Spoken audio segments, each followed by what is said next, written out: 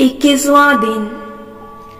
ये एक ऐसी सुबह का किस्सा है जो गुज़िश्ता रात की बारिश में भीगती रही थी और अब खिड़कियों से बाहर खड़ी ठिठुर रही थी। मैं अपने स्टडी टेबल पर बैठी लैपटॉप की स्क्रीन को देखते हुए काम को टालने के बहाने ढूंढ रही थी। चंद अल्फाज लिख के मैं रुकती, कॉफी का घूंट भरती और फोन उठा के दूसरों की मसनूई जिंदगियों में हल्का सा झांक लेती, फिर फोन रख देती, फिर उठा लेती। ऐसे में किसी का स्टेटस मेरी नजर से गुजरा जिसमें शार्लट ब्रोंटे की किताब जेन ऑयर नजर आ रही थी। मैं मुस्कुरा दी, इसलिए नहीं कि मैंने वो किताब पढ़ रखी थी या वो मुझे बहुत पसंद थी, बल्कि इसलिए कि मैं फख्र से कह सकती थी कि मेरे पास इस किताब का एक कदीम एडिशन मौजूद था जो करीबन आज से 100 साल पहले छपा था। मेरे दादा किताबों के शौकीन थे। उनके पास लातादाद बेशकीमत किताबें थी जो हमें विरसे में मिली थी। मैंने बहुत कम इन किताबों को पढ़ा था, वही मिट्टी की बू वाला मसला, लेकिन उनको सेट वगैरह करती रहती थी। ऐसे ही उनकी किताबें साफ करते हुए आज से कई बरस पहले मुझे दादा जान का खरीदा गया जेन ऑयर नॉवेल मिला था। गो के मैंने उसे नहीं पढ़ा, लेकिन वो किताब मुझे अब भी याद थी। सियाह जिल्द वाली बड़ी सी मोटी सी किताब जो काफी वजनी थी। इतनी बड़ी किताब मैं उस वक्त पढ़ने की हिम्मत नहीं रखती थी, सो वो नहीं पढ़ सकी, लेकिन वो मेरी याददाश्त से नहीं निकली। उस सुबह कई बरस बाद किसी के स्टेटस में जेन ऑयर को देखा तो मैं मुस्कुरा दी। इस मुस्कुराहट में फख्र भी था क्योंकि तस्वीर में नजर आती जेन ऑयर छोटी सी पतली सी पेपर बैग किताब थी। मेरी किताब और इस किताब में सोने और पीतल जैसा फर्क था। मुझे दिल में बहुत फख्र महसूस हुआ कि मेरे पास इतनी कीमती किताब मौजूद है। अगर मैं उसे ऑक्शन पे रखूं तो हजारों डॉलर्स में बिक जाएगी, लेकिन ऐसी अनमोल किताबों का कोई मोल नहीं होता। मैंने उस तस्वीर को जूम करके देखा। ये वाली जेन ऑयर कुछ ज्यादा ही दुबली पतली थी। मेरी जेन ऑयर के कम से कम 1200 सफ़हात थे। इतने ज़ख़ीम किताब को उन्होंने कोज़े में कैसे बंद किया? शायद पतला पेपर इस्तेमाल किया हो, शायद ये कोई मुख्तसर एडिशन हो, जैसे स्कूल्स में क्लासिक्स को मुख्तसर करके पढ़ाते हैं। मैंने फोन रख दिया और काम की तरफ मुतवज्जा हो गई। कुछ रोज बाद मेरी एक कजन से किताबों के बारे में गुफ्तगू हो रही थी तो यूं ही जेन ऑयर का जिक्र आया। मैंने सोचा थोड़ा सा शो ऑफ करने में क्या जाता है। बड़े फख्र से बताया कि मेरे पास जेन ऑयर का एक सदी पुराना नुस्खा है जिसके सफ़हात शायद 1200 थे। मेरी कजन चंद लम्हे के लिए खामोश हुई। जेन ऑयर के सिर्फ 400-500 सफ़हात हैं। वो अब होंगे ना, ओरिजिनल के ज्यादा थे। Are you sure Nimra? अल्फाज जितने भी खुले खुले प्रिंट किए जाएं, 400-500 सफ़हात की किताब इतनी ज़ख़ीम नहीं हो सकती। शायद तुम्हारे एडिशन में मोटा कागज हो। नहीं, कागज तो पुराने जमाने वाला ही था, पतला सा, और अल्फाज भी मुझे अच्छे से याद है, बहुत तंग लिखे गए थे। एक सफ़े पे इतनी ज्यादा सतूर थी कि मैं पढ़ नहीं सकी। मेरे एडिशन के सफ़हात ज्यादा थे। अच्छा, पता नहीं तुम लोग कौन सा एडिशन पढ़ रहे हो। मैं बाकायदा बुरा मान गई। मेरी $10,000 में बिक जाने वाली किताब की क्रेडिबिलिटी का सवाल था। अच्छा, वो बेचारी चुप हो गई। अलबत्ता मेरे जहन में ये बात अटक गई। मुझे अच्छी तरह याद था कि जेन ऑयर बहुत दबीज नॉवेल था, मेरे नॉवेल नमल के जैसा। आखिर कैसे मौजूदा प्रिंटर्स ने 1000 सफ़हात को 400-500 सफ़हात में कैद किया? और हाँ, मेरी वाली जेन ऑयर साइज में काफी बड़ी थी, यानी उसकी लंबाई चौड़ाई उर्दू नॉवेल्स की तरह काफी ज्यादा थी, और सफ़हात भी ज्यादा थे क्योंकि वो बहुत भारी थी।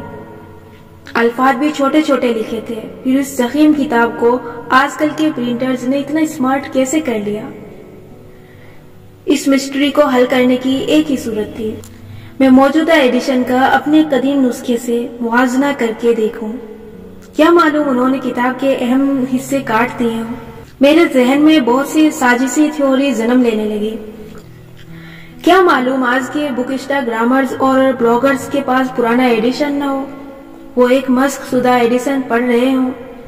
ऐसे में अगर मैं कदीम एडिशन को इंटरनेट पर अपलोड कर दूं जिससे वो लोग सब भी पढ़ लें जो कई दहाइयों से उनकी जेन ऑयर से हज़फ कर दिया गया था।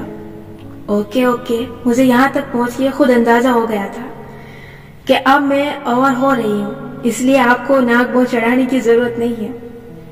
چند دن تک میں اس کام کو ٹالتی رہی، پھر ایک روز دوبارہ انسٹاگرام پہ مجھے جین اوئر کہیں نظر آئی تو میں ہمت کر کے اٹھی اور جا کے دادا جان کی الماری کھول ہی لی، اور چند منٹ کی تو دو کے بعد بالآخر قدیم جین اوئر ڈھونڈ ہی لی۔ سیاہ جلد والی قدیم کتاب، میں نے اسے دونوں ہاتھوں میں لیے اوپر اٹھایا اور پھر کئی ہفتوں کی وہ مسٹری حل ہو گئی۔ وہ قدیم کتاب جو اس وقت میرے ہاتھ میں تھی وہ ایک چھوٹی اور دبلی پتلی سی کتاب ہی تھی، اور اس کے صفحات صرف 392 تھے۔ کتنی ہی دیر میں شوق کے عالم میں کتاب کو الٹ پلٹ کر کے دیکھتی رہی۔ کیا یہ وہی کتاب تھی؟ ہاں تھی تو وہی۔ کہیں صفحات آخر سے غائب تو نہیں؟ لیکن نہیں، وہ کتاب مکمل اور جامع تھی۔ یہ کیسے ہو سکتا ہے؟ مجھے اچھی طرح یاد تھا کہ وہ کتاب بہت بڑی اور وزنی تھی، پھر وہ ایک دم چھوٹی کیسے ہو گئی؟ اگر یہ ہمیشہ سے اتنی ہی چھوٹی تھی تو کئی برس پہلے یہ مجھے وزنی اور بڑی کیوں لگی تھی؟ کیونکہ میں چھوٹی تھی، اور اس وقت اس گرد کی مہک کے لیے قدیم کتاب کو دیکھتے ہوئے میرے اوپر ایک حقیقت کھلی تھی، وہی حقیقت جو میں آپ کو سمجھانا چاہتی ہوں۔ جب میں چھوٹی تھی تو میرے ہاتھ بھی چھوٹے تھے، قد بھی چھوٹا تھا، ذہن بھی چھوٹا تھا، میں اتنا وزن نہیں اٹھا سکتی تھی، سو میری مناسبت سے وہ بھاری اور وزنی ہی تھی۔ میں چھوٹی تھی سو ہر سے مجھ سے بڑی تھی، لیکن جیسے جیسے میں بڑی ہوئی میں نے دیکھا کہ جن چیزوں کو میں بہت بھاری اور قد آور خیال کرتی تھی وہ اتنی بڑی نہیں تھی۔ ایک زمانے میں جو چیزیں مجھے اپنے بوجھ تلے دبانے سے ڈرایا کرتی تھی اب ان سے ڈر نہیں لگتا۔ ہم سب نے ماضی میں کتنے ہی غلط فیصلے اور انتخاب کیے ہیں۔ کیوں؟ کیونکہ ہم چھوٹے تھے، اور ان لوگوں یا حالات کا خوف اتنا بڑا تھا کہ وہ ہم پہ چھایا ہوا تھا۔ بچپن یا ٹین ایج میں کچھ چیزیں ہمیں بہت مشکل لگتی تھی، لیکن آگے جا کے انسان کو احساس ہوتا ہے کہ وہ اتنی مشکل نہیں تھی۔ ہم سوچتے ہیں کہ ہم نے اس وقت ایسے غلط فیصلے کیوں کیے، ہم بے وقوف تھے۔ نہیں، ہم چھوٹے تھے۔ اس وقت ہمیں جین اوئر وزنی ہی لگتی تھی کیونکہ ہمارے ہاتھ چھوٹے تھے، وہ اتنا بوجھ نہیں اٹھا سکتے تھے۔ سو جو ہم نے کیا اپنی استعداد کے مطابق کیا۔ اب ہم جین اوئر اٹھا سکتے ہیں، انگوٹھے اور ایک انگلی کے درمیان بھی اٹھا سکتے ہیں۔ سو ہمیں کیا کرنا چاہیے؟ اس بات کا افسوس کرتے رہنا چاہیے کہ کیوں ہم نے اس کتاب کو اتنا بھاری سمجھا جو ہلکی سی تھی، یا اس بات کو سمجھ لینا چاہیے کہ انسان اپنے اندر قوت آہستہ آہستہ پیدا کرتا ہے۔ میں یہ قصہ آپ کو کیوں سنا رہی ہوں؟ کیونکہ آج جس موضوع پہ ہم بات کرنے جا رہے ہیں اس کو پڑھنے کے بعد شاید کچھ لوگ یہ سوچیں کہ ہم نے تو ایک عمر گزار دی لیکن اپنے لیے ایسا کوئی قدم نہیں اٹھایا۔ یہ خیال ان کو یہ سوچنے پہ مجبور کرے گا کہ اب بہت دیر ہو چکی ہے۔ وہ ہر اس وقت کے لیے پچھتا رہے ہوں گے جب ماضی میں وہ یہ قدم نہیں اٹھا سکے۔ اس قصے کو سنانے کا مقصد آپ کو اس طرح کی سوچوں سے نکال کے یہ سمجھانا تھا کہ جو ماضی میں ہوا وہ آپ کی اس وقت کی اعصابی قوت کے مطابق تھا، لیکن اب آپ خود کو مزید مضبوط بنا سکتے ہیں۔ اب آپ تھوڑی سی پریکٹس سے بھاری کتاب اٹھا سکتے ہیں۔ وہ ایک چیز جس کے لیے ہر انسان کو ہر وقت کانشیس رہنا چاہیے وہ انسان کی عزت نفس ہوتی ہے۔ اور جیسے بچپن میں مجھے جین اوئر بہت بھاری لگتی تھی ویسے ہی مجھے اپنے دوستوں کے سامنے اپنی عزت نفس کے لیے کھڑے ہونا بہت مشکل لگتا تھا۔ اپنی زندگی کے کچھ پچھتاووں میں میرا سب سے بڑا پچھتاوا بہت سے موقعوں پہ اپنی عزت نفس کے لیے کھڑے نہ ہونا تھا۔ کبھی خوف میں، کبھی محبت میں، کبھی کسی دوست کو کھو دینے کے ڈر سے۔ لیکن چند برس سے پہلے خزاں کی ایک صبح نفیسہ کے ساتھ لانگ ڈرائیو پہ جاتے ہوئے مجھے یہ احساس ہوا تھا کہ اگر میں نے خود کو بدلنا ہے تو مجھے سب سے پہلے اپنے لیے کھڑا ہونا سیکھنا ہے، غیروں کے سامنے نہیں، اپنوں کے سامنے۔ غیروں کے سامنے کھڑے ہونا میرے لیے کبھی مسئلہ نہیں رہا، چاہے پبلشنگ کے معاملات ہوں یا قانونی معاملات۔ میں ہر جگہ اپنے حق کے لیے آواز اٹھا لیتی ہوں، لیکن جیسے ہیری پوٹر میں جے کے رولنگ لکھتی ہے نا کہ دشمنوں کے سامنے ڈٹ جانا اتنا مشکل نہیں جتنا دوستوں کے سامنے ڈٹ جانا ہوتا ہے، اسی کے مصداق میرے لیے اپنے ان دوستوں کو ٹوکنا بہت مشکل رہا ہے جو کسی بھی طرح میرا استحصال کر رہے ہوں۔ لیکن جب میں نے اپنی ذات پہ کام کرنا شروع کیا तो अपने इस इशू को भी एड्रेस किया। मैंने आपको बचपन में अपनी उस क्लास फेल्यू का किस्सा सुनाया था जो हर वक्त मुझे स्कूल में बुली किया करती थी। वो अगली सीट पे बैठती थी और एकदम घूम के मुझे कुछ बुरा कह देती और वापस मुड़ जाती। वो उसकी जबान के खुलने से ही डरने लग गई थी। मैं सर झुका के उसकी बात को इग्नोर करती क्योंकि मेरे अंदर उसकी बात का जवाब देने की हिम्मत नहीं थी। वो मेरी दोस्त थी। आज से 2-3 माह कबल 2020 के मौसम गर्मा में एक रोज मेरी एक और अच्छी दोस्त ने मुझे किसी बात पे कदरे तहकीरी अंदाज में कुछ सुनाया तो मैंने उसे बहुत संजीदगी से कहा कि देखो, मेरे साथ इस तरह बात ना करो। मैं दोस्ती में भी ऐसी बात को दरगुजर नहीं कर सकती। उम्मीद है कि तुम आइंदा ख्याल रखोगी। और चंद दिन बाद एक रोज मुझे यूं ही ये बात याद आई तो मैं जरा देर के लिए ठहर गई। मुझे बरसों पहले की वो क्लास फेल्यू और उसकी अपनी नशिस्त पे घूम के मुझे बुरा भला कहना याद आया और मैंने सोचा कि चंद साल में मैं कहां से कहां आ गई। अब भी मैं वहां नहीं हूं जहां होना चाहिए, लेकिन पहले से बहुत बेहतर हूं। इस रवैये को खुद में पैदा करने के लिए सालों की प्रैक्टिस चाहिए, लेकिन उस तक जाने का पहला कदम अपनी सोच दुरुस्त करना है। इज्जत नफ्स क्या होती है, क्यों होती है और कैसे होती है। इस किताब में हम अब तक कई मौजूआत को छूते आए हैं। Self love, self care, self esteem. आज जिस मौजू पे हम बात करने जा रहे हैं उसका नाम है सेल्फ रिस्पेक्ट। इसको उर्दू में इज्जत नफ्स कहा जाता है। ये सेल्फ स्टीम से मुख्तलिफ होती है। सेल्फ स्टीम अपनी जात की अपनी नजरों में कदर और इज्जत करने का नाम है। सेल्फ रिस्पेक्ट उस इज्जत को कहते हैं जो आप दूसरों से अपने लिए डिमांड करते हैं। वो इज्जत जिसकी तवक्को आपको दूसरों से होती है और जिसके बामाल होने पे आपको गुस्सा और अफसोस होता है और आप कहते हैं कि फला ने मेरी सेल्फ रिस्पेक्ट को हर्ट किया है।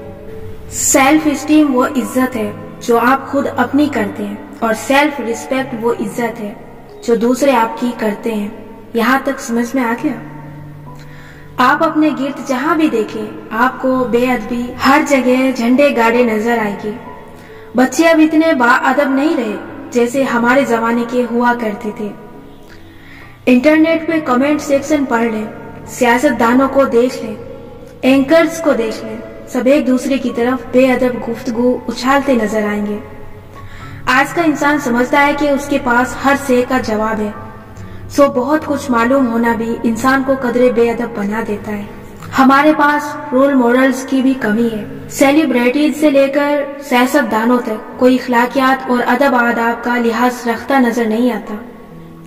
सेल्फ रिस्पेक्ट कैसे हर्ट की जाती है, उसकी मुख्तलिफ सूरतें हैं। मसलन जब कोई आपकी बात ना सुने, उसका यह मतलब नहीं है कि कोई आपको बोलने से मना कर दे, बल्कि जब आप वो बयान करें जो आप वाकई सोचते हैं तो आपके ख्यालात को वो इज्जत ना दें, बल्कि आपको कहे कि नहीं आप तो हैं ही गलत।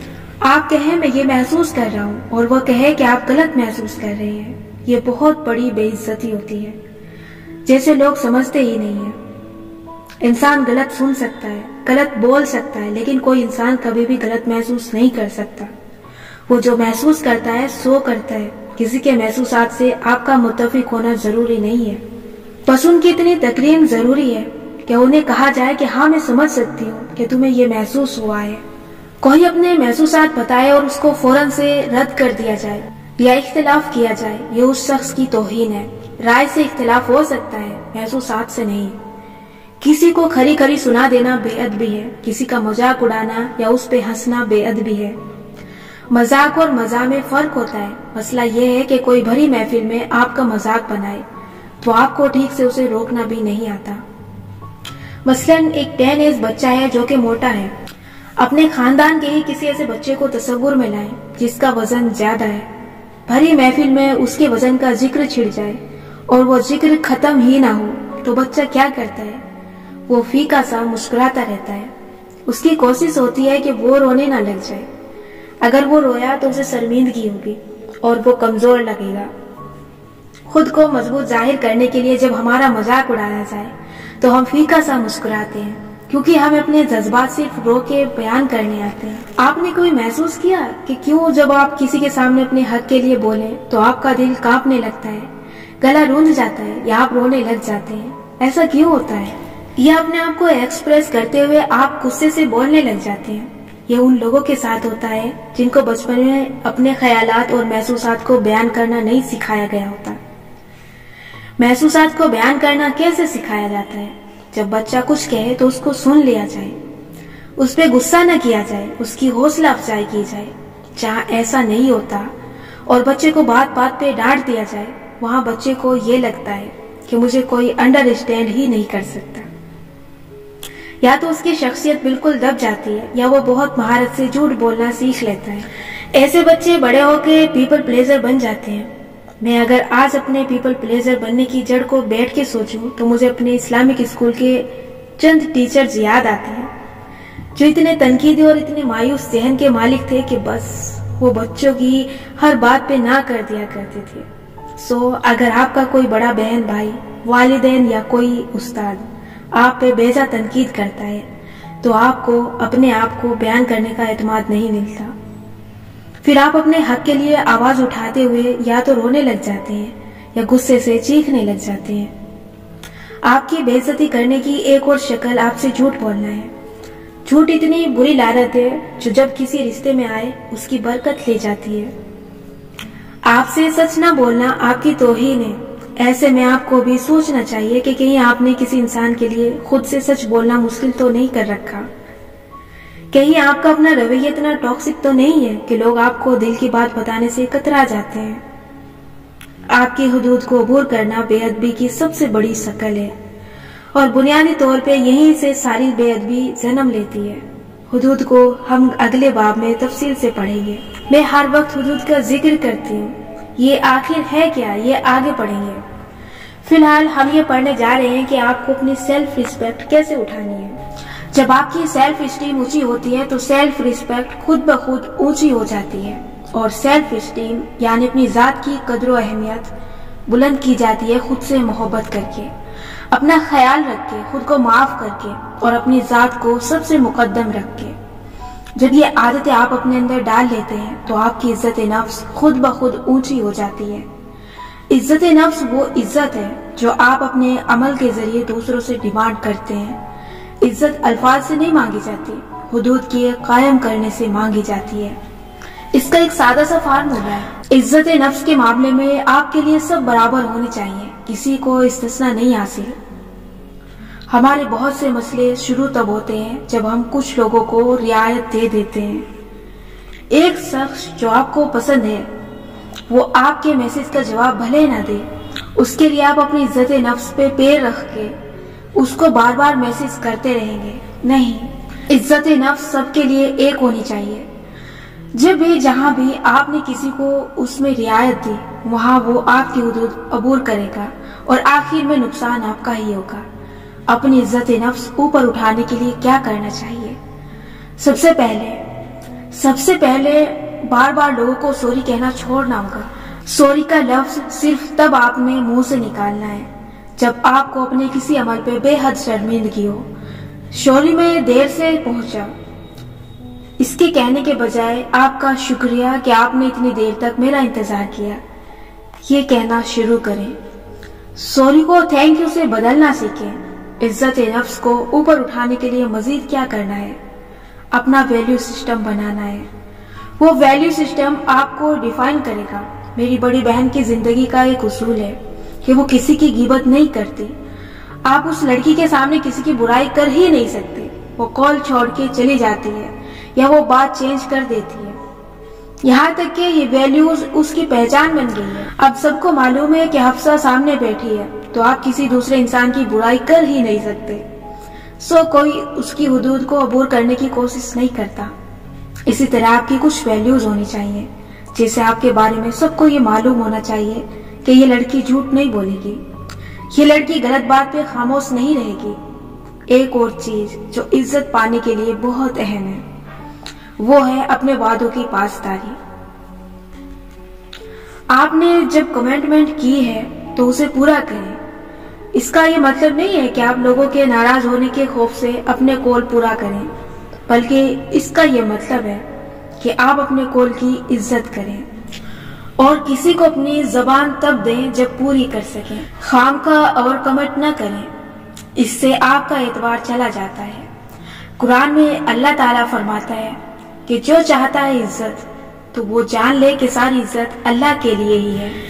اس آیت سے میں یہ سبق لیتی ہوں کہ انسان جب اللہ کے اصولوں پہ چلتا ہے اور ہر کام اللہ تعالیٰ کی رضا کو ذہن میں رکھ کے کرتا ہے تو اس کو عزت ملتی ہے۔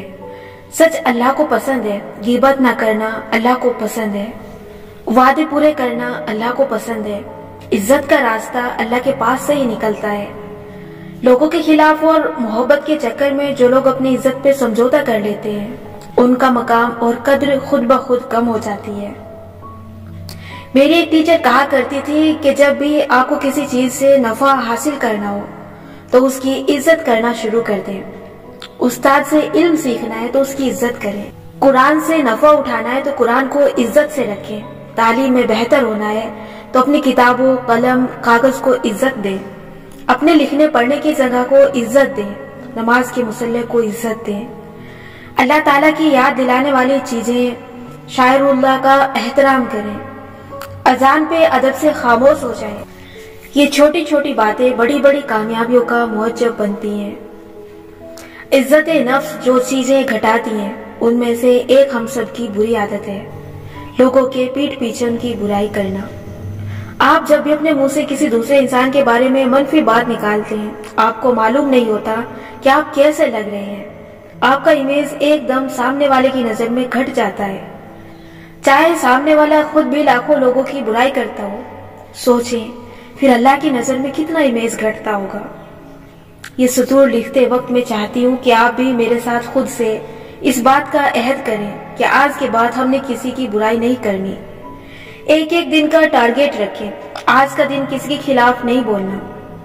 پورا دن گزر جائے گا اور یقین کریں آپ زندہ رہیں گے اور بہتر ہوں گے۔ اس کا کلیہ یہ ہے کہ جب بھی کسی کے بارے میں بات کریں یہ تصور کریں کہ وہ شخص آپ کے سامنے بیٹھا سن رہا ہے۔ آپ کی عزت ہر وقت لوگوں کو خوش کرنے سے بھی بہت کم ہوتی ہے۔ ایک پس اوور انسان جو ہر وقت ہر کسی کا کام کرنے کو تیار ہو بالکل بھی قابل عزت نہیں ہوتا۔ عزت چاہیے تو خود کو اور اپنے وقت کو عزت دیں، پھر لوگ آپ کے وقت کو عزت دیں گے۔ اپنے وقت کی اہمیت لوگوں کو بتانے کے لیے ان سے لڑنا یا غصہ کرنا ضروری نہیں ہے، ورنہ ہر سے بدصورت ہو جائے گی۔ آپ اپنی ضروریات بتاتے ہوئے غصہ صرف اس لیے کرتے ہیں یا روتے اس لیے ہیں کیونکہ آپ کو کسی نے اپنے محسوسات سادہ طریقے سے بیان کرنا نہیں سکھائے۔ اپنے محسوسات بیان کرنا سیکھنے کے لیے مشق کریں، ہر روز اپنی چھوٹی چھوٹی ضروریات بیان کرنا شروع کریں۔ اس کا یہ مطلب نہیں کہ لوگوں سے پیسے یا فیورز مانگنے لگ جائیں یا توجہ اور محبت۔ آپ کو اپنے کام کرنے کے لیے کیا چاہیے؟ کوئی خالی کمرہ، پرسکون ماحول۔ اپنے بہن بھائیوں کو بتائیں کہ جب آپ یہاں پڑھ رہے ہوں تو وہ کائنڈلی ادھر نہ آئیں یا شور نہ کریں۔ آپ جب اپنی چھوٹی چھوٹی ضروریات کہنا شروع کریں گے تبھی آپ اپنی بڑی ضروریات جذباتی ہوئے بغیر کہہ سکیں گے۔ اپنی عزت بڑھانے کا ایک اور طریقہ ہے عاجزی۔ عاجزی کیا ہے؟ جب آپ غلط ہوں تو غلطی تسلیم کریں، جب آپ واقعی شرمندہ ہوں تو معافی مانگ لیں، جب کوئی آپ سے ناراض ہو کیونکہ آپ نے اس کے ساتھ غلط بیہیو کیا ہے تو اس کو منانے میں پہل کریں۔ یہ چیزیں عزت نفس کے خلاف نہیں ہیں، یہ مغرورانہ انا کے خلاف ہے۔ آپ کی غلطی نہیں بھی ہے تب بھی کسی کو منانے کے لیے آپ کا پہل کرنا آپ کی عزت بڑھاتا ہے۔ وہ جو میں نے اوپر کہا کہ بات بات پہ سوری کہنا چھوڑ دیں، وہ ہر وقت کے لیے ہے۔ آپ اگر ہر بات پہ سوری کہیں گے تو اس سوری کی کوئی وقت نہیں، آپ کی نظر میں نہ کسی اور کی، اور وہ آپ کو ہر وقت گلٹی رکھے گی۔ عاجزی کا مطلب یہ بھی ہے کہ بحث کے دوران اگر لگے کہ سامنے والا درست کہہ رہا ہے تو اس کی بات مان لیں، اعتراف کر لیں کہ اس کا پوائنٹ درست ہے۔ یہ بڑا مشکل کام ہے، ہم آپس کی ضد کے باعث آخری دم تک خود کو درست ثابت کرنے کے لیے لڑتے رہتے ہیں۔ آپ کی عزت نفس مزید کسی چیز سے بڑھتی ہے، ویلیو ایڈ کرنے سے۔ ویلیو ایڈ کرنا کیا ہوتا ہے؟ یعنی جب کسی کمیونٹی یا جاب یا حتیٰ کے گھر والوں کے ساتھ کسی جگہ آپ کام کر رہے ہوں تو آپ میں اتنی عزت نفس ہونی چاہیے کہ آپ اپنی ذمہ داری پوری طرح سے نبھائیں اور آپ اپنی طرف سے بہترین کوشش اس کام میں ڈالیں۔ ہر فیملی کا ایک مشترکہ مفاد ہوتا ہے جس کے لیے سارے گھر والوں کو کام کرنا ہوتا ہے، جیسے مہمان آئے ہیں جو سب نے مل کے انتظام کرنا ہوتا ہے۔ بے شک کسی ایک بہن یا بھائی کے سسرال والے ہیں لیکن اس کا یہ مطلب نہیں کہ باقی ایسے ہی بیٹھے رہیں گے کہ ہم کسی اور کا کام کیوں کریں۔ سارے گھر کی عزت ایک دوسرے سے جڑی ہوتی ہے، سو کام میں برابر کا حصہ ڈالیں۔ انسان میں اتنی عزت ہونی چاہیے کہ وہ کاہل لوگوں کی طرح بیٹھا نہ رہے بلکہ سب کا ہاتھ بٹائے۔ ایک اور چیز جو آپ کی عزت گھٹاتی ہے وہ اپنی تعریفیں کرنا ہے۔ اپنی تعریف اپنے منہ سے کرنا بڑا ہی موذی مرض ہے۔ یہ انسان تب کرتا ہے جب اسے مسلسل دوسروں کا اپروول چاہیے ہوتا ہے۔ آپ کا عمل آپ کی تعریف کے لیے کافی ہونا چاہیے۔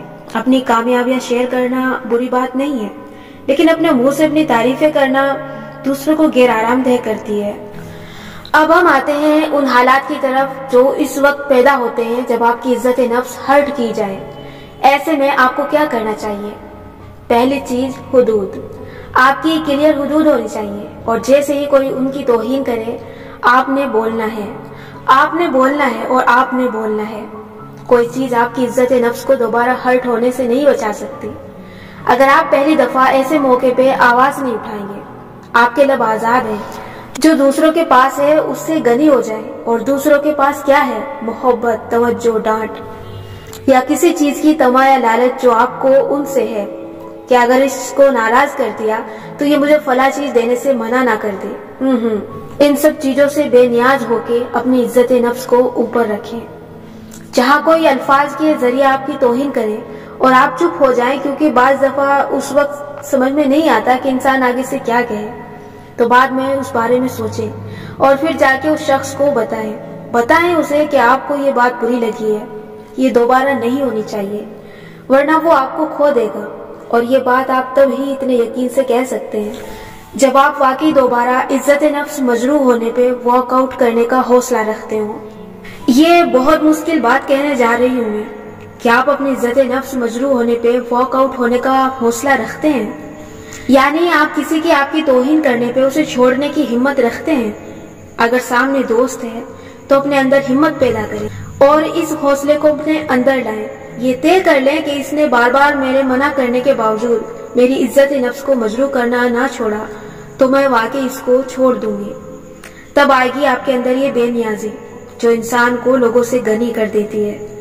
اگر سامنے گھر والا یا ایسا شخص ہے جس سے رحم کا رشتہ ہے تو اس کو آپ چھوڑ نہیں سکتے، لیکن آپ اس کو اپنی زندگی سے محدود کر سکتے ہیں۔ کیسے؟ یہ ہم حدود کے باب میں پڑھیں گے۔ سب سے مشکل واک آؤٹ کرنا میاں بیوی کے رشتے میں ہوتا ہے، بالخصوص جہاں بچے انوالوڈ ہوں۔ مگر یاد رکھیے، اپنے پارٹنر کو یہ بتانے کے لیے کہ میری عزت نفس مجروح نہ کرو کبھی دیر نہیں ہوئی ہوتی۔ اگر کئی سال سے بھی آپ ایک ابیوز تعلق میں ہیں یا اگلا شخص آپ کی عزت نفس کو روز مجروح کرتا ہے، تب بھی دیر نہیں ہوئی۔ آہستہ آہستہ اپنے لیے آواز اٹھائیں، چھوٹی چھوٹی ضروریات سے شروع کریں، اور اگر وہ نہ مانے تو پیچھے مت ہٹ جائیں۔ کمیونیکیٹ کریں۔ کمیونیکیشن یعنی گفتگو کرنا بہت ضروری ہے، اس سے مسئلے حل ہوتے ہیں۔ شاید اگلا شخص آپ کی عزت نہ کرے، شاید وہ پہلے سے بدتر ہو جائے، لیکن آپ نے آواز اٹھانا نہیں چھوڑنی۔ گھر میں فساد کے خوف سے جو عورتیں دبی رہتی ہیں اور آواز نہیں اٹھاتی، ان کی کبھی کوئی عزت نہیں ہوتی۔ بچوں کی وجہ سے جو مائیں ناخوش شادیوں میں رہتی ہیں، وہ یہ نہیں سمجھتی کہ روز کے جھگڑوں سے بچے کی ذہنی صحت پہلے ہی تباہ ہو رہی ہے۔ آپ نے اپنے بچے کو ایک ٹاکسک ماحول میں رکھا ہوا ہے۔ اگر ایک شخص بار بار آپ کے منع کرنے کے باوجود آپ کی عزت نہیں کرتا، آپ پہ ہاتھ اٹھاتا ہے یا بہت سخت باتیں کہہ جاتا ہے اور پھر آ کے معافی مانگ لیتا ہے اور آپ ہر دفعہ اس کی معافی قبول کر لیتی ہیں، تو ایک بات یاد رکھیں، وہ کبھی نہیں بدلے گا۔ اس بات پہ یقین کرنا چھوڑ دیں کہ ایسا شخص بدل جائے گا۔ جو انسان 2-3 دفعہ کہنے پہ آپ کی حدود کا خیال رکھنے لگے وہ بدل سکتا ہے، لیکن بار بار حدود روندنے والا نہیں بدلا کرتا۔ واک آؤٹ کرنا، چاہے وہ شادی سے ہو چاہے وہ دوستی سے ہو، ہمیشہ ایک ایسا آپشن ہے جو آپ کے پاس ہوتا ہے۔ میں کتنی ہی لڑکیوں اور بعض دفعہ لڑکوں کو دیکھتی ہوں جو ایک ٹاکسک پارٹنر کے ساتھ رہ رہے ہوتے ہیں اور برسوں رہتے جاتے ہیں اس امید پہ کہ یہ بدل جائے گا۔ دنیا والے کیا کہیں گے، اس کو چھوڑا تو کہاں جائیں گے۔ ڈائجسٹ کی کہانیاں ہوں یا ٹی وی ڈرامے ہوں، ہمیں چپ کر کے صبر کرنا سکھایا جاتا ہے۔ حالانکہ صبر چپ کرنے کا نام نہیں ہے، صبر اس مصیبت پہ کیا جاتا ہے جس سے نکلنے کا راستہ نہ ہو۔ صبر ظلم پہ نہیں کیا جاتا۔ ٹاکسک پارٹنر کے ساتھ رہنا ظلم میں اس کا ساتھ دینا ہے، میں یہ نہیں کہہ رہی کہ اسے چھوڑ دیں، لیکن اس کو کہیں کہ اپنا رویہ بدلے۔ اللہ کی دنیا بہت بڑی ہے۔ اگر آپ ایک ٹاکسک شادی میں پھنسے ہوئے ہیں تو اپنے پارٹنر سے بات کریں، اس سے بار بار بات کریں اور اس سے کہیں کہ آپ کی عزت نفس کو مجروح نہ کرے۔ بھلے آپ کو دنیا بھر کی آسائشات نہ دے، لیکن عزت کرے، زبان درست رکھے، ہاتھ نہ اٹھائے، اور اگر وہ نہیں مانتا اور ہر دفعہ آپ اسے معاف کر دیتے ہیں تو آپ ظالم کے ساتھ مظلوم بنے ہوئے ہیں، اور اللہ تعالیٰ کے نزدیک ظالم اور مظلوم دونوں گناہگار ہیں، کیونکہ مظلوم اپنے لیے آواز نہیں اٹھاتا۔ اللہ کی دنیا بہت بڑی ہے۔ آپ کو وہ بندہ ساری دنیا کی آسائشات بھی دے مگر عزت نہ دے تو آپ کو اس تعلق میں بنا عزت کے کبھی نہیں ٹھہرنا چاہیے۔ شادی اور طلاق ہمیشہ چوائسیز ہوتی ہیں، ان کو کرنے یا کسی وجہ سے توڑنے پہ اللہ ناراض نہیں ہوتا۔ ایک عورت کو رسول اللہ صلی اللہ علیہ وسلم نے صرف اس بات پہ شادی ختم کرنے کی اجازت دے دی تھی کہ اسے اپنے شوہر کی صورت نہیں پسند تھی۔ یہاں عورتیں بدصورت رویوں کے ساتھ ساری زندگی کولہو کا بیل بنی گزار دیتی ہیں۔ زید اور زینب دونوں اچھے تھے لیکن ساتھ نہیں رہ سکے تو الگ ہو گئے۔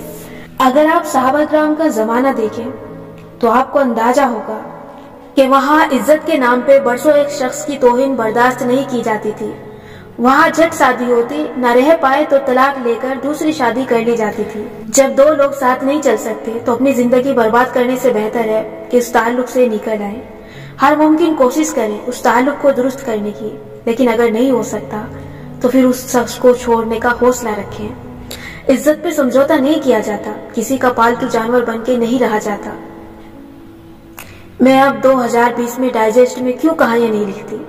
کیونکہ میں ڈائجسٹ میں ایسی کہانیاں پڑھتی ہوں جہاں ایک مغرور ہیرو لڑکی کو پہلے صدی ذلیل کرتا ہے، اس پہ ظلم کرتا ہے، اور پھر لڑکی کا چپ رہنا جسے صبر کہا جاتا ہے، اس پہ لڑکے کا دل نرم ہو جاتا ہے اور وہ اس کی محبت میں گرفتار ہو جاتا ہے اور یوں دونوں سیٹ ہو جاتے ہیں۔ مطلب اس لڑکی کی تو کوئی عزت ہی نہیں ہے۔ یہ کیا پڑھایا جا رہا ہے ہمیں؟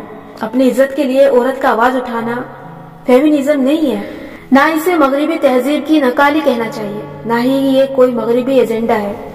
عورت کو اپنے شوہر کے رویے کے خلاف شکایت کرنا یا اپنے خاندان کو انوالو کرنا یا اس سے خلا مانگنا، یہ سب حقوق اسلام نے عورت کو دیے ہیں۔ یہ رسول اللہ صلی اللہ علیہ وسلم کے معاشرے میں عورت کے حقوق تھے۔ خاندان کی عزت کے نام پہ اس کو ہندو معاشرے میں تباہ کیا گیا ہے، ورنہ آج اگر ہم 1400 سال پہلے کے عرب معاشرے میں ہوتے تو طلاق لینا اور دوسری چوتھی شادی کرنا بہت آسان ہوتا۔ خاندان کی عزت آپ کی ذات کی عزت سے بڑھ کے نہیں ہوتی۔ ہر وقت ایک ہی بات کہی جاتی ہے کہ طلاق اللہ کے نزدیک ناپسندیدہ کام ہے، مگر یاد رکھیے اس کام کو ناپسند کرنے کے باوجود اس کو اللہ نے حلال بنایا ہے۔ گھر ٹوٹنا بہت تکلیف دہ عمل ہے، لیکن اس کا کوئی گناہ نہیں ہے۔ اللہ تعالیٰ سورہ نساء میں فرماتا ہے، اور اگر وہ ایک دوسرے سے جدا ہو جائیں تو اللہ ہر ایک کو اپنی کشائش سے غنی کر دے گا، اور اللہ کشائش والا حکمت والا ہے۔ اگر آپ کا پارٹنر آپ کی عزت نہیں کرتا تو اس کا یہ مطلب نہیں ہے کہ آپ اس کو چھوڑ دیں۔ اس طرح تو آپ ساری عمر لوگوں کو چھوڑتے رہیں گے۔ آپ یہ جاننے کی کوشش کریں کہ وہ میری عزت کیوں نہیں کرتا۔ مسئلہ اس کے اندر ہے یا میرے اندر ہے؟ کیا میں نے پہلے دن سے اپنی عزت کروائی ہے؟ اور اس مسئلے کو جان کے اس کو فکس کریں۔ اس لیے اگر آپ شادی کے رشتے میں بندھنے جا رہے ہیں یا بندھ چکے ہیں تو یاد رکھیں، عزت جس رشتے میں نہ ہو وہ رشتہ آپ کو کبھی سکون نہیں دے گا۔ آپ نے پہلے دن سے اپنی عزت کروانی ہے۔ اگر آپ پہلے دن سے ہی اپنی عزت پہ سمجھوتا نہ کریں تو یہ مسائل شروع میں ہی ختم ہو جاتے ہیں۔ مسئلہ وہاں بڑھتا ہے جہاں آپ ہمیشہ سہ جاتے ہیں، ہمیشہ معاف کر دیتے ہیں۔ اس لیے ابھی سے اپنا ویلیو سسٹم مضبوط کریں اور حدود ڈیفائن کریں۔ کسی بھی تعلق میں، بھلے وہ کولیگز کا ہو یا دوستوں کا، اگر آپ کی عزت نفس مجروح ہو رہی ہے تو آپ نے فوراً آواز اٹھانی ہے، اور آپ نے سامنے والے شخص کو یہ سمجھانا ہے کہ اگر میری عزت نفس دوبارہ مجروح کی گئی تو میں اس تعلق کو چھوڑ دینے کا حوصلہ رکھتی ہوں۔ اور یہ بات آپ ٹھوس طریقے سے تب ہی کہہ سکتے ہیں جب آپ کے اندر واقعی یہ حوصلہ ہو۔ آپ نے کسی کو عزت نفس مجروح کرنے پہ صرف ایک دفعہ معاف کر کے وارن کرنا ہے، دوسری دفعہ نہیں۔ اس اصول کو اپنے دل پہ لکھ لیں۔ آخر میں وہی بات، ساری عزت اللہ کے لیے ہی ہے۔ عزت تب ملے گی جب اللہ تعالیٰ کی بات کو سب سے اوپر رکھا جائے گا۔ عزت تب قائم رہے گی جب ظلم کے خلاف آواز اٹھائی جائے گی۔ عزت تب حاصل ہوگی جب آپ ہر اس چیز سے بے نیاز ہو جائیں گے جو لوگوں کے پاس ہے۔ اللہ عزت اسی کو دیتا ہے جس کو وہ چاہتا ہے۔ عزت کمائی جاتی ہے اپنے عمل سے، اپنی حدود سے، اپنے ویلیو سسٹم سے۔ کسی کی محبت اور خوف کو آپ کی عزت سے بڑا نہیں ہونا چاہیے۔ اللہ تعالیٰ کی رضا کا سوچا کریں، کیونکہ اللہ تعالیٰ ہر اس چیز سے بڑا ہے جس سے ہم ڈرتے ہیں یا جس سے ہم محبت کرتے ہیں۔ آج کی مشق، اپنی عزت نفس کو مزید مضبوط بنانے کے لیے مندرجہ ذیل ٹپس پہ عمل کریں۔ نمبر 1، اپنے آپ سے اچھی باتیں کہیں۔ جب کوئی اچھا کام کریں تو اپنے الفاظ میں خود کو سراہیں۔ نمبر 2، اپنا موازنہ دوسروں سے کرنا ترک کر دیں۔ آپ اس دنیا میں ایک ہی ہیں، اللہ تعالیٰ نے آپ کو اسی طرح بنایا ہے۔ نمبر 3، زیادہ سے زیادہ مسکرانے کی کوشش کریں۔ نمبر 4، جیسے کسی دوست کی ہمت بندھانے کے لیے اسے اچھی نصیحتیں کرتے ہیں، ویسے ہی خود کو بھی اچھی نصیحتیں کیا کریں۔ نمبر 5، ان مشکل دنوں کو یاد کریں جب آپ کسی کرائسس میں پھنسے ہوئے تھے اور پھر اللہ کی مدد سے اس سے نکلے۔ اس واقعے نے آپ کو مضبوط بنایا۔ خود کو اس مشکل دور کو سروائیو کر لینے پہ سراہا کریں۔ ہر انسان اس مشکل کو ایسے نہیں گزار سکتا تھا جیسے آپ نے گزارا ہے۔ نمبر 6، خود کو جسمانی طور پہ ایکٹیو رکھیں۔ عموماً سست لوگ کم اعتمادی کا شکار ہو جاتے ہیں۔ نمبر 7، اپنے ہاتھ سے اپنا کام کرنے کی عادت ڈالیں۔ اپنے کام دوسروں پہ چھوڑ دینے والے سستی اور کم اعتمادی کا شکار ہوتے ہیں۔ نمبر 8، اپنے ظاہری حلیے پہ محنت کریں۔ لباس، اٹھنے بیٹھنے کے طریقے اور بالوں کے انداز کو گروم کریں، کیونکہ اللہ تعالیٰ خوبصورت ہے اور خوبصورتی کو پسند کرتا ہے۔ نمبر 9، کمفرٹیبل اور اچھا جوتا استعمال کریں۔ اچھا جوتا آپ کو اعتماد دیتا ہے۔ نمبر 10، اپنے کپڑوں اور بالوں میں ہاتھ چلانا چھوڑ دیں۔ یہ چھوٹی چھوٹی چیزیں آپ کو ایک کم اعتماد شخص ثابت کرتی ہیں۔ ان کو ایک ہی دفعہ سیٹ کریں اور پھر ان کے بارے میں کانشیس نہ ہو۔ نمبر 11، بھری محفل میں اپنی رائے دینا سیکھیں۔ غصے یا جذبات کے بغیر ٹھنڈے انداز میں اختلاف کرنے کی عادت ڈالیں۔ نمبر 12، دکاندار جو ریٹ بتائے اسے فوراً نہ مان لیا کریں، بلکہ اختلاف ضرور کریں، اور دوسرے کے اپنی بات پہ اڑ جانے سے فوراً پیچھے نہ ہٹ جایا کریں، بلکہ اپنی بات پہ نرمی اور اخلاق کے دائرے میں رہ کے قائم رہیں۔